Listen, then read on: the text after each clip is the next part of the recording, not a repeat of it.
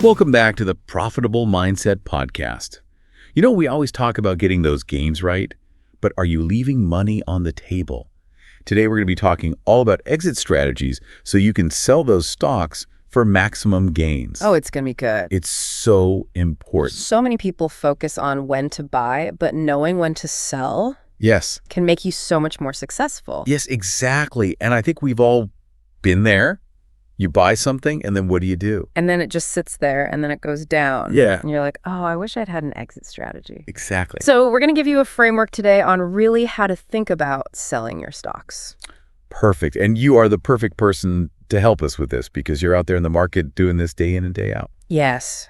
I'm really excited to share what I've learned, and I think it can help a lot of people. Okay, so let's just get right into it. Yeah. What is the most important thing Okay. that someone needs to know about developing an exit strategy? Well, I think before you even look at like charts or indicators or, all the like fancy stuff, you really have to define like, why are you in the market in the first place? Like, what are your goals? What are your goals exactly? Okay. So are you investing for like retirement, or do you want to like buy a house? Are you saving up for something? Are you trying to Yeah, get that passive income stream going? Like, what is it? exactly. Because I would think that knowing what you want would determine how you sell. Definitely, like, someone who's saving for a down payment on a house in 2 years is going to have a much different risk tolerance than somebody who's investing for retirement in 30 years. Yeah. Okay, so how do you know, like, are you an investor or are you a trader? How do you even know that? That's a great question. So I think, it really comes down to, are you looking for that long-term play, or are you more in the short-term game? Okay. So a long-term investor would be someone who really focuses on, fundamentals of a company. They might hold a stock for years. Yeah. Even if there are dips along the way, whereas like a short-term trader might, be in and out of a position in days or even hours. So that's the day trading that we hear about. Exactly. And they're going to be more focused on like technical analysis and, charts and stuff like that. So knowing yourself is like step one, basically. Yes, absolutely. Know yourself, know your investing style. Know your goals. Know your goals, yes. What's next? Okay, so... Because the market can feel kind of overwhelming. Oh, for sure. Especially when you're trying to figure out when is the best time to actually sell. Yeah, like where do you even start with all that? It's true. The market can feel like this giant puzzle. But just like with anything, once you start to understand the basic pieces, it gets a lot easier. So break it down for us. Okay, so let's think of it in two main categories. We have fundamental analysis and we have technical analysis. Okay, I like it. I like categories that make sense. We got to keep it organized. Yes. So with fundamental analysis, you're really looking at like the financial health of a company. Are they actually making money? Okay, so what are some things that you look at? Okay, so you can start with revenue growth and earnings growth. Yeah. So you want to see, is the company actually growing their top line, their bottom line? So if they're not growing their top and bottom line, yeah, that could be a signal. that's a problem. That's a potential signal that things might be slowing down. So we want to see constant growth. Exactly. You want to see that upward trajectory. Yeah. And also look at profitability. Are they actually making money? Are their margins expanding, or are they shrinking? What if they're growing, but their margins are shrinking? Is that... That could be a warning sign, because it might mean that they're having to like lower prices to stay competitive, or that their costs are going up. Okay, so that's something to keep an eye on for sure. Yes. And then another thing to look at is their debt levels. Is the company taking on too much debt? Oh, that makes sense. How does that compare to their peers? Yeah, so that's kind of like if you or I are taking on too much credit card debt, that's probably not a good sign. Exactly. Yeah, you want to see that they're managing their finances responsibly. Okay, so I'm taking notes over here. Perfect. What else? Then you also want to look at the management team and the competitive landscape. So you want to make sure that the management team is competent, trustworthy. And that they have a plan. And that they have a vision for the future. Yes. And then in terms of competition, is the company like maintaining their market share? Are they growing it, or are they losing it? Yeah, someone else coming in and like blowing them out of the water. Exactly. Yeah. So you want to see that they're actually like staying ahead of the curve and not getting left behind. Okay, so basically all of these things determine whether the company is a good investment long term. Exactly. And remember, the market is always looking ahead. It's not just about what's happening today. It's about the future potential of the company. So if things are not looking bright for the future, that might be a sign. It might be a sign to reevaluate your investment. Okay, now what about technical analysis? Oh, technical analysis. This Yeah. is where the charts come in. Okay, so for the people who like to look at the charts, like all the lines and everything. Exactly. Yeah. Yeah. So this is where we can use different indicators to kind of help us get a sense of like the momentum and the trend of the stock. Okay, so what are some indicators that people can use? Okay. So let's start with moving averages. These are really just like trend lines Okay. that help smooth out the price action. Okay. So you're not getting caught up in like every little blip. Yeah, those daily ups and downs. Exactly. You want to see the bigger picture. And so moving averages can help you identify like potential trends. Are we in an uptrend? Are we in a downtrend? Right. And they can also signal potential reversals. What's a reversal? So a reversal is basically when a trend changes directions. Mhm. So like, for example, if a stock has been going up Mm. and then it starts to turn down, that would be a reversal. So how can a moving average help us see that? So there's something called a death cross, which sounds very dramatic, Sure. but basically it's when a shorter term moving average crosses below a longer term moving average. Oh, that sounds bad. It can be a signal that a downtrend is starting, so it's something to watch out for. Okay, and on the other hand, if the shorter term goes above, Yes, that's called a golden cross.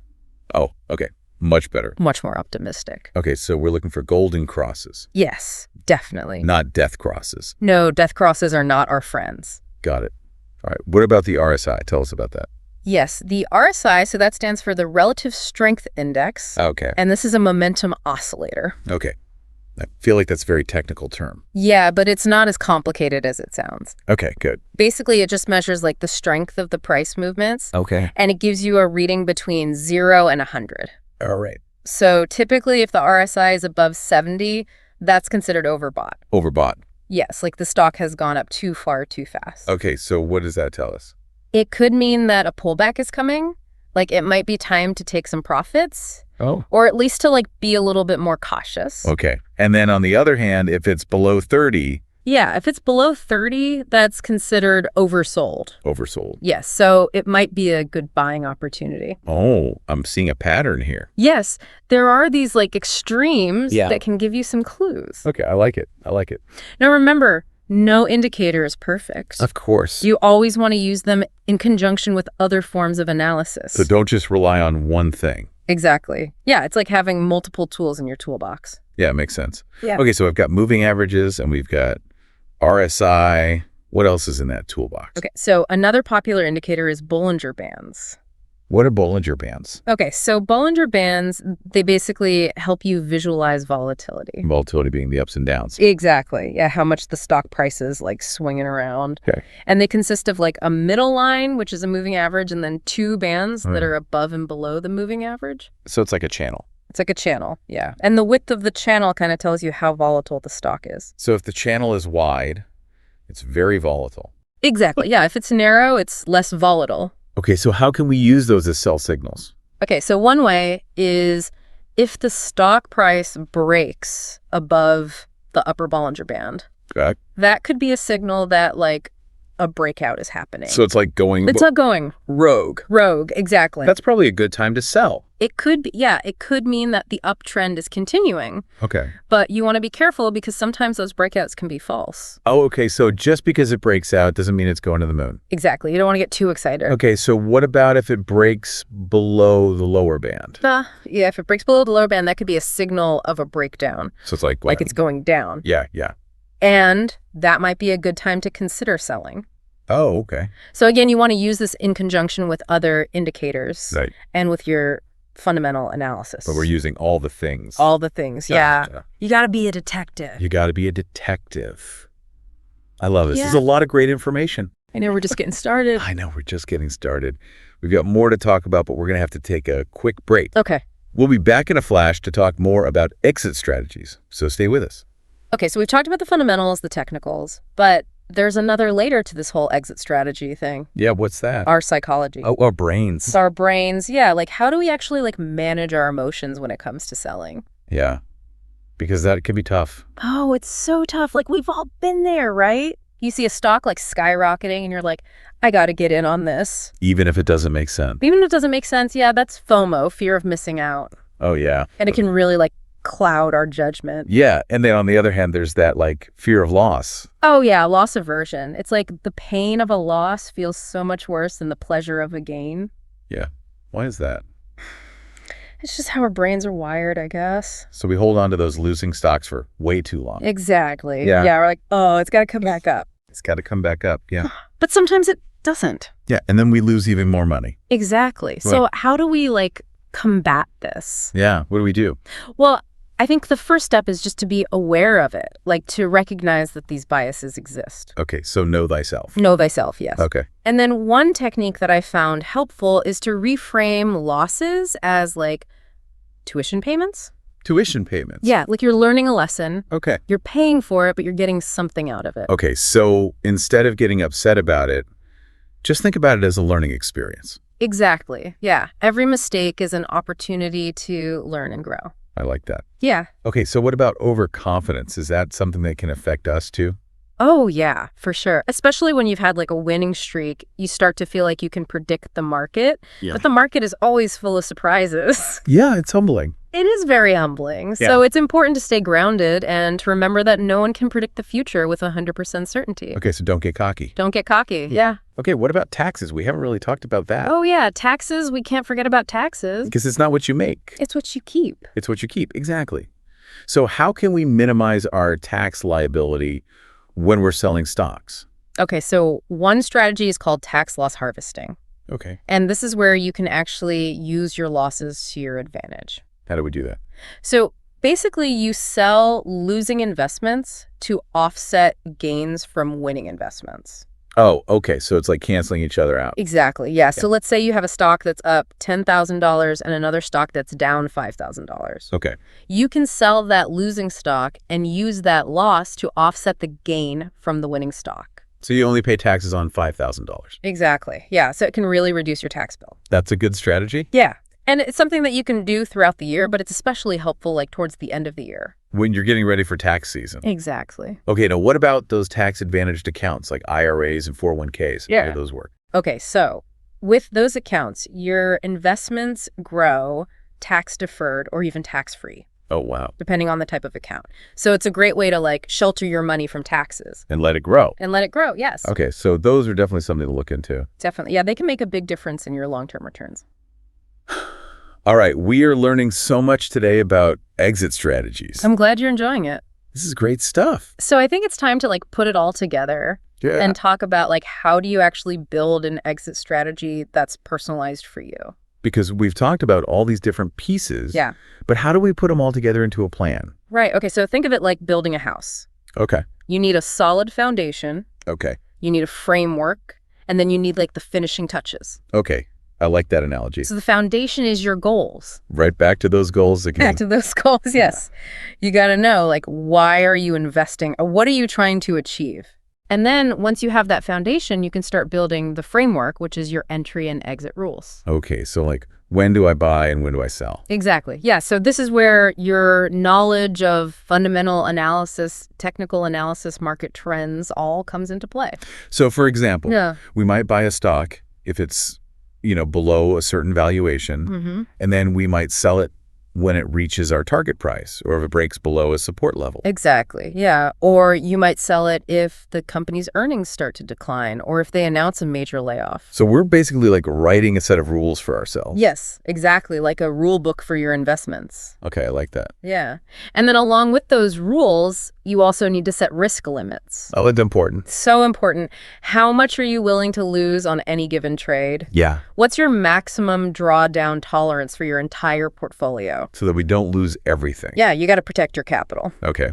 And this is where stop loss orders come in handy. Oh, yeah, tell us about those. So a stop loss order is basically like an automated sell order. Right. So you set a price, and if the stock hits that price, it automatically sells. So you don't have to be watching it constantly. Exactly. Yeah. It takes the emotion out of it. Okay. Because when you see your stock going down, it's easy to like panic and sell at the worst possible time. Yeah. So a stop loss order can help you to like stick to your plan. Okay, that makes sense. And then what about profit taking? Oh, profit taking. Yes. So this is the other side of the coin. Okay. You got to know when to take your profits off the table. Yeah, because it's tempting to just hold on and hope it keeps going up.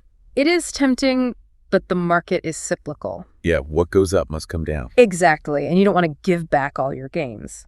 So how do we determine when to take profits? Well, there are different approaches. You can set fixed profit targets based on your analysis or goals, Okay. or you can use trailing profit targets that move up as the stock price rises. You can also use a risk-reward ratio. So you're making sure that the potential reward outweighs the risk that you're taking. So you want to make sure it's worth it. Yes, exactly. Okay.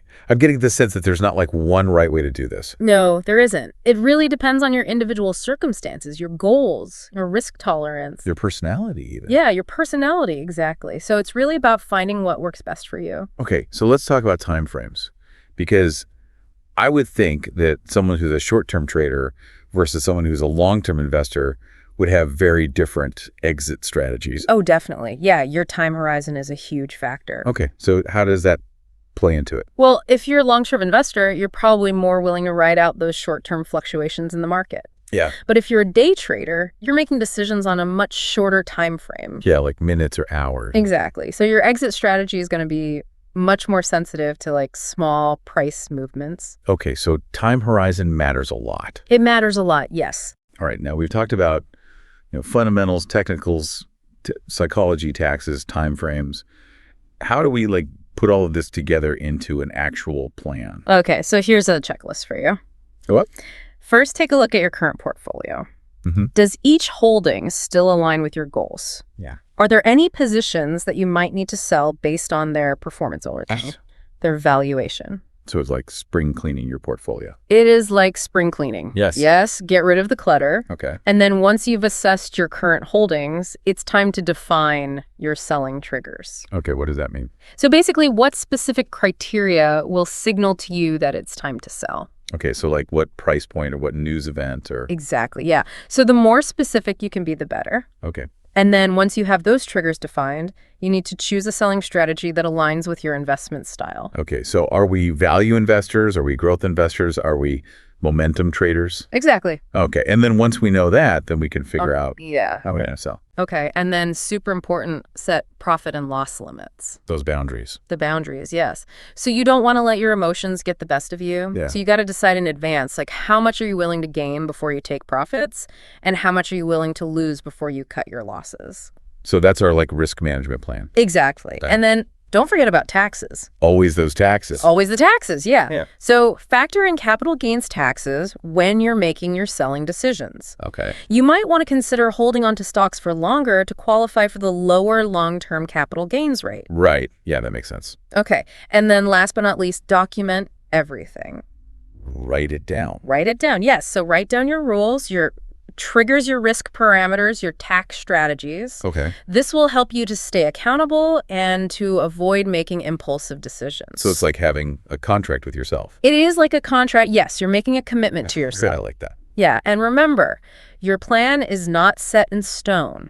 It can change. It can change. Yes, the market is constantly changing. Your goals might change. Your circumstances might change. So be prepared to adjust your plan as needed.